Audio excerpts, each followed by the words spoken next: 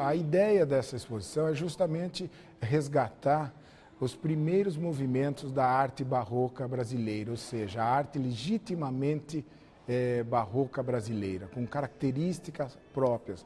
Obviamente que esta arte veio da Europa, porém aqui no Brasil elas tomaram assim um direcionamento próprio, com características próprias do barroco brasileiro. Então, este diferencial é que nós estamos tentando aqui demonstrar para vocês, para que cada um possa ter a sua própria leitura sobre essas obras.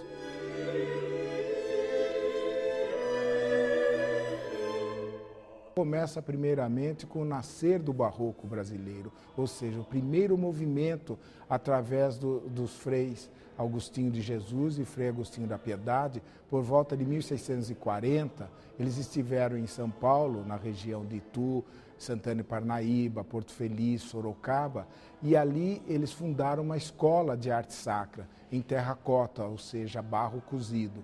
Este movimento tinha feições já brejeiras do povo brasileiro. Essas obras são provenientes dos oratórios das tradicionais famílias paulistas e mineiras, né, que eventualmente estavam na mão de colecionadores particulares.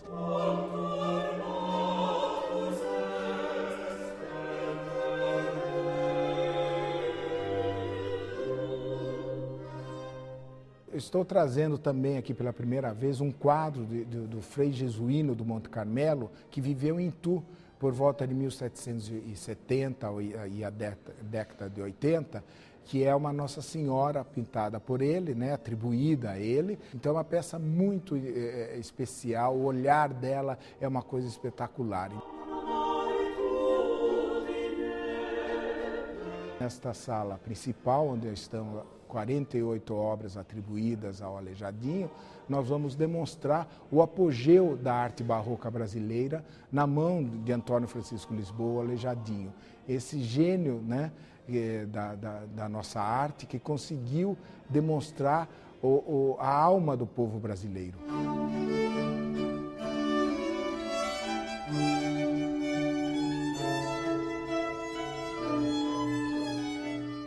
Uma exposição como essa é uma oportunidade rara. O Aleijadinho viveu 84 anos. Então, é um indivíduo que produziu muito. Era um homem semi-liberto, foi liberto no batizado. Ele não podia exercer o comércio, nem possuir terra, nem ser militar, nem ser funcionário público. E era obrigado a viver do artesanato. E trabalhou da altura dos 20 anos de idade até os 82 anos de idade. Por isso é que ele produziu muito. Como as coleções particulares só são conhecidas de 30 anos para cá, esse número de obras do Aleijadinho, que hoje conhecidas são mais de 400, ainda assusta algumas pessoas. Elas pensam, mas ele pode ter produzido tanto?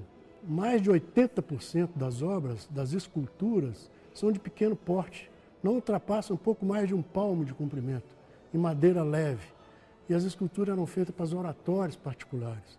Então, são feitas em grande quantidade e durante toda a vida dele. Cerca de 200 esculturas que nós conhecemos atualmente, mas nós podemos conhecer um número ainda bem maior. Como se atribui uma obra ao Aleijadinho? É possível identificar na obra dele 28 estilemas, ou seja, 28 sinais do estilo, apliques da forma de executar, que são repetidos ao longo de décadas. Então, e cada fase tem uma característica. Então, a primeira fase é uma fase que a gente chama da mocidade, uma fase da morfologia, a anatomia plena de imperfeições. A segunda fase, a maturidade inicial, ainda há imperfeições, mas se nota mais a criatividade, detalhes que só o Aleijadinho faz. Na terceira fase, ele já atingiu a perfeição da morfologia e da anatomia, mas ainda há um ou outro detalhe específico que destoa um pouco. E é uma fase plenamente barroca, a terceira, uma fase central na vida dele, que os santos são, como dizer, meditativos, pensativos, os santos são relativamente tristes, fechados em si mesmos. A quarta fase, que a gente chama de maturidade plena, é a fase rococó, é uma fase do auge do barroco, já ultrapassado o auge do barroco. As obras são elegantes, são suntuosas, é uma fase rica, é uma fase que na Europa se chamou de Luís XV. É uma fase cheia de detalhes, cheia de riqueza, cheia de demonstrações. Eu costumo falar, só para exemplificar, as Virgens Maria e as outras santas dessa época não parecem santas, parecem damas ricas e nobres, né? Ao passo que as da fase anterior, barroca, são fechadas, são tristes, são plangentes, é um termo técnico para essa santa triste, né? Santa que chora, né? E a quinta fase, a fase de maturidade máxima, ou também chamada fase de Congonhas, é uma fase que o artista volta a ser místico, ele volta a ser mais pensativo. Os santos são perfeitos anatomicamente, brilhantes no planejamento, mas não tem nenhum esvoaçamento.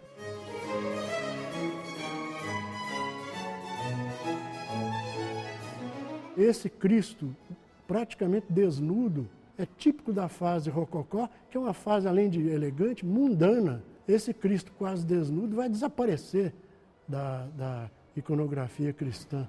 É só no barroco que existe isso. Então, o perizônio bastante caído, bastante aberto, isso vai desaparecer nas representações católicas já no século XIX. Ele é em movimento, anatomicamente absolutamente perfeito. Todos os ossos são descritos um por um, à frente e atrás. As pernas são anatomicamente absolutamente perfeitas. Não são nem largas, nem finas, e nem com gordura sobrando. São anatomicamente a escultura de um homem que está emagrecendo. E é um Cristo vivo e em movimento. Inclusive, o colecionador o chama de Cristo bailarino, que é bem, apesar de estranha o adjetivo, é bom para descrever que é um Cristo vivo e em movimento, típico do barroco. O barroco é essencialmente as imagens em movimento.